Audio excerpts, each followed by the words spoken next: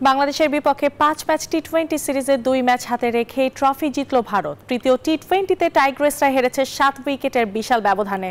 সিলেটে টসে ব্যাটিংয়ে নেমে 8 উইকেট 117 রান তোলে বাংলাদেশ। জবাব দিতে নেমে 9 বল ও 7 উইকেট হাতে রেখে সহজে জয় তুলে নেয় ভারত। টানা 2 হারের পর ঘুরে দাঁড়ানোর সুযোগ ছিল টাইগার্সদের সামনে।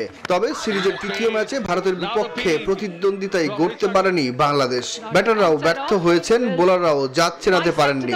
তাতেই ভারতের বিপক্ষে হেরে সিরিজ খোয়ালো নিগার সুলতানারা। হার 7 উইকেটের বিশাল ব্যবধানে। সিলেটের টস হেরে ব্যাট করতে নেমে বড় সংগ্রহের আভাস দিয়েছিলেন টাইগার্সদের 2 ব্যাটার দিলারা আক্তার ও মুর্শিদা খাতুন। দুজন মিলে গড়েন 46 রানের জুটি। মুর্শিদা 9 আর দিলারা 39 রানে আউট হলে দলের হাল ধরেন জ্যোতি। তবে বেশিক্ষণ ক্রিজে থাকতে পারেননি। তার ব্যাট থেকে আসে 28 রান। আরেক ব্যাটার সুবানা মুস্তারি খেলেন 15 রানের ইনিংস। এর পরের ব্যাটারের মধ্যে কেউই 2 অঙ্কে পৌঁছাতে পারেননি। তাতে 8 উইকেটে 117 রান তোলে বাংলাদেশ। ভারতের হয়ে 2 উইকেট নেন রাধা যাদব। জবাব দিতে নেমে বাংলাদেশের বোলারদের তুলোধুনো করেন ভারতীয় ব্যাটাররা।